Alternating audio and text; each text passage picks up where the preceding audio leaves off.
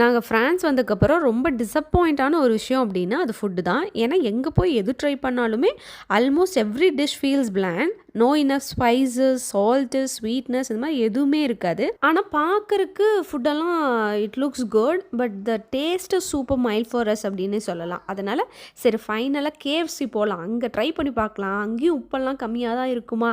சரி எப்படி தான் இருக்கும்னு டேஸ்ட் பண்ணி பார்த்தரலான்னு கிளம்பியாச்சு. அது வரைக்கும் சாப்பிட்டதுலயே வந்து நம்ம சென்னையில சாப்பிட்ற மாதிரியே இருக்கிறது இது ஒண்ணுதான். அதனாலதான் நான் கேட்டேன்.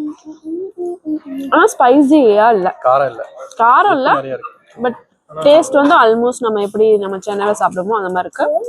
ஆனா ஸ்பைசியா இல்ல, ஆனா டேஸ்ட் குட். ஏதாவது ஒண்ணு ஆட் பண்ணிருக்காங்களா பாருங்க, ஒண்ணுமே இல்ல ஸ்பைசிக்கு. ஆனா டேஸ்ட் சூப்பரா நல்லா இருக்கு. அதுலயும் இது மூணுமே, இது கொஞ்சம் ஒரு மாதிரி ஸ்மோக்கியா, இது வந்து கொஞ்சம் இனிப்பா, இதுதான் வந்து இந்தியன் ஃப்ளேவர்ல இருக்கு.